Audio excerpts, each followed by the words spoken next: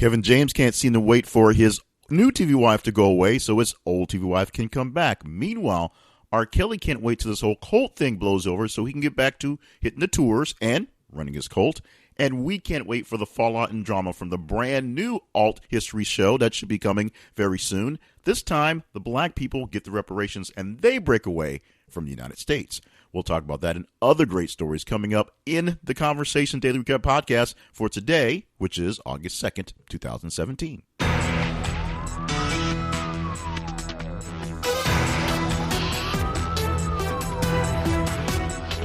And welcome to the podcast. My name is Jake Payne. I'm your host for this podcast from thisistheconversation.com. This is the Daily Recap podcast, if I can say that 3 times fast, where every single day, or at least 5 days a week, we recap these stories from the previous days. On Monday, we recap Friday, Saturday, Sunday for the full weekend.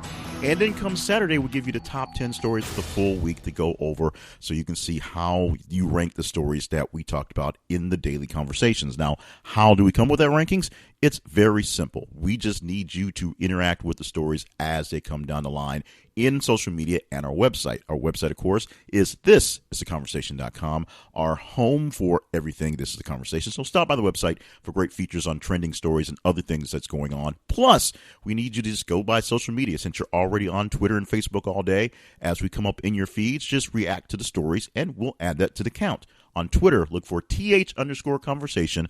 On Facebook, look for This Is a Conversation, and make sure you have things set so that you see our information coming through your feeds on a regular basis, so we're not hidden from you. That way, you get a chance to react to the stories as they come by. Share them with friends, share them with enemies, share them with random strangers so that other people can get in on the great conversations we have every single day. Now, let's get into the conversation we had all day yesterday on Tuesday.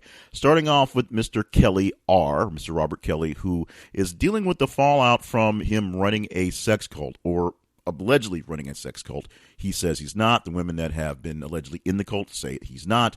And so because of the distraction and not getting any work done, he is canceling a couple batches of his tours, not going through a couple states for a few weeks while he regroups and figures out how to get things back in order with everything's going on. Now, R. Kelly has had a history of kind of canceling things at last minute because of controversy. This one, probably the largest ones yet, even though the whole trial thing about underage girls was an issue. This one is a big deal for a lot of people who, 1, love Mr. Kelly's music, but 2, aren't so keen with the lifestyle that he tends to portray, or at least sell to others that he's living, even though they're all into the music that portrays that odd lifestyle. We will see how long it takes for the sex cult thing to blow over and for R. Kelly to get back into the normal rhythm of his music making as before. Amazon has a new alternate history series coming up. Now, they are already the people that run one of the top ones going on right now. And that, of course, is The Man in High Castle. That is a story that's based off a novel where the Nazis, or the Axis powers, I should say, won World War II. And in the book, it had a very grim ending where it just showed that the Nazis won everything and were essentially blowing things up needlessly, wasting their resources because of Nazi pride that's essentially got in the way.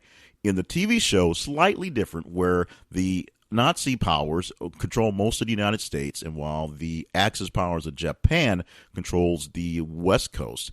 And the Nazis are trying to make a strike to take over the entire part of the world and strike the Japanese. And they're trying to stop essentially a second world war between the two powers. This one gets a little extra past the book and goes really deep into what would happen if Nazi values overtook American values, which is where the actual culture lies. So the Nazi values overtook most of America, and then some of the Asian culture took over some of the west coast of America, and then that gets mixed in to the main powers still wanting to battle it out. It takes place in around the 60s, where Hitler is still alive, and he lives towards the end of the second season. I believe that's when he dies. And that's where things get really interesting, as there's a new play for power in Nazi Germany and a new play to continue the warring effort for what's going on. This new story is now going to be based on a situation where apparently somewhere in the past, reparations were made for African Americans after slavery. And that meant, everyone got their 40 acres and a mule. And per that, a new nation, a new area, a new group has risen up, essentially founded by the kids of slaves, that are just running things from there. An alternate history where there's a alternate America where it literally is a black America, and they're calling it Black America. That's at least the title right now. Now, this, of course, it is very divergent from the story that we've heard about coming from HBO and the creators of Game of Thrones, who are making something called Confederate, which portrays a world where the Confederacy actually won their independence from the Union and are still operating with a modern-day version of slavery that seems to work for an economy here in around 2017. We know for Confederate, it will be made in more or less modern times, not just jumped in history about 20 years, and we'll see how that goes. Black America, I don't know a lot of details on it yet. I'm sure it'll take a few days for everyone to get into this one, but a lot of eye rolls, at least GIFs on Twitter with eye rolls, as this one popped up, as people was wondering how this one would be played out, as they were already dealing with the fallout from Confederate, which, of course, has not gotten very much good press since we heard about its arrival. Rush Limbaugh celebrates 30 years on the radio. His radio show, the Rush Limbaugh program, now 30 years old. Rush Limbaugh, whether you like him or love him or hate him or loathe him, is the king of talk radio right now. He is essentially the last man standing of a long-standing batch of people who got into the business of just yakking on the radio a while back, and he, well, may not be quite the last man standing, but he's the largest man standing in the business. He's he's the highest paid guy on the radio talking today, not including somebody like Howard Stern, who is no longer on terrestrial radio, but of course on the satellite radio, so he can get away with a lot more things that he couldn't do, that being Howard Stern on the actual radio. Other pioneers that have been with him, more or less Rush Limbaugh along the ways, most of them are no longer on any major radio platforms. If they are, they're syndicated into a small version, essentially just being kept on life support because they're famous names with famous followings. And in fact, their followings are much, much older as well. A 30-year older Rush Limbaugh is pulling 30-year older listeners. And the average listener to people into the program like that is over the age that people are looking for advertisement. If advertisers are looking for people between 29 and 35, maybe 45 at the high end of the threshold, the average age of a listener to a talk radio program like Rush Limbaugh's is over 57, which is well past that threshold. So he's still bringing in money, and he's still the biggest name in radio for political talk. And he also is still a pretty big name in the world of politics in pulling in the people for their political talk.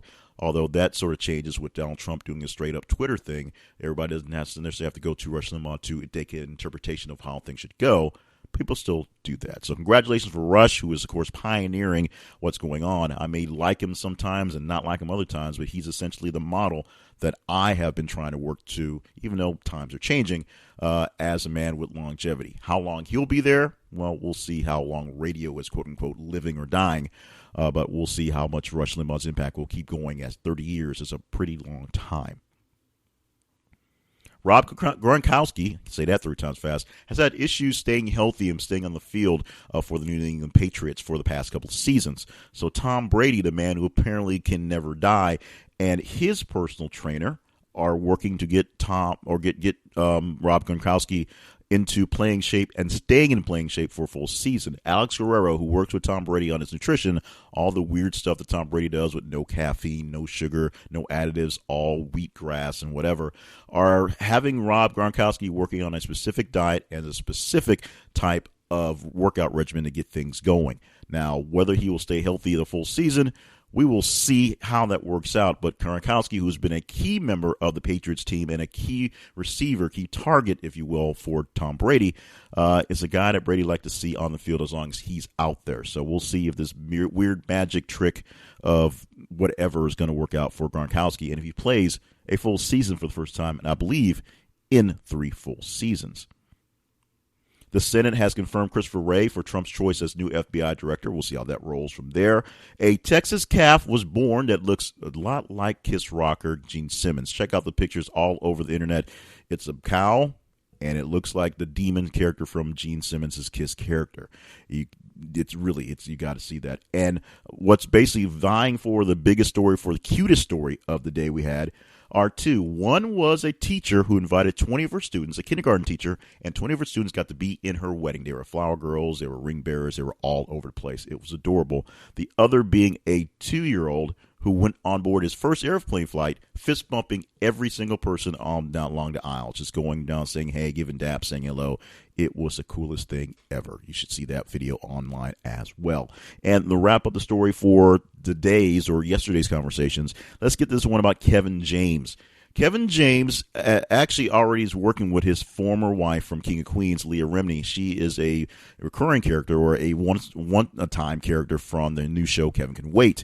Kevin's character on that show plays an ex-cop who's now a stay-at-home dad. Well, there was some sort of contract dispute with the current wife, or maybe it just didn't work out for the network or whatever, and the current wife no longer exists on the TV show. She's being killed off after one season of Kevin Can Wait. But the network likes Kevin James, and they apparently like Leah Remini, and they like the chemistry they had in their episode as they played ex-partners as police officers. So apparently Leah Remini is going to come in as a new character or a new recurring character. I'm not sure exactly how this is working out, but it does look kind of fishy, kind of weird. Anyway, they're going to advance the narrative about 9 months when we get back to the show for the next season, and Leah Remini will be a character register. So the old wife, I'm not sure if she'll actually be his wife, but the old wife from King of Queens is coming to the new show Kevin Can Wait, so it will look a lot like the old show King of Queens. If you're a fan of that show, you'll probably love the slapstick things that are going on.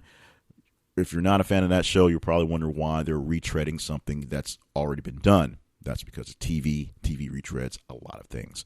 And those are the stories we talked about all day yesterday. And we have plenty of great stories on the way for this day today. And the way to be a part of all we have going on is very simple. Go to our website or go to our feeds in Twitter and Facebook. Let us know what you like by reacting to the stories as they come down. Twitter, look for th_conversation. Follow us with that. And for Facebook, search for This Is a Conversation. Make sure that you have your settings on so that we are live in your feed and not just hidden by the other things going on. Or stop by our main website, which is thisisaconversation.com. For more information on other projects I have going on, lots of things I have going on, check out my main website, jclevelandpayne.net. And once again, thank you for being a part of the conversation, being part of the tricks and the kicks that we're doing, and being part of some of the experiments and tryout things we're doing around the way. Doing some different things by moving things up. Once again, trying to do some work in the mobile studio, if you will, to see if we can work on getting these things out on an earlier basis every single day. Access to the bigger studio doesn't come until a bit later, so we're trying to work on getting things out on a quicker, earlier basis. Some people have said they'd like to hear the stories early basically on the way to work in, because it's a recap of what's yesterday. So getting it on the way into work as opposed to after they've gotten there, it's a little bit more convenient for them. So we're working on that. Let us know how this sounds in the way of the audio, because that's one part. Let us know how it sounds in the way of the delivery and stories, because that's another part of the issue. So give us our feedback. You can send it directly through the website. And, of course, give us feedback by just going to the websites and social media and reacting to the stories. Share this with a friend, with some enemies, and maybe a couple random strangers on the street so we get more conversations with more great people. And, of course, subscribe and review the content we have every day. And be back every day. So you're subscribed, so you'll hear tomorrow's version of this, mobile or not, here from This Is a Conversation.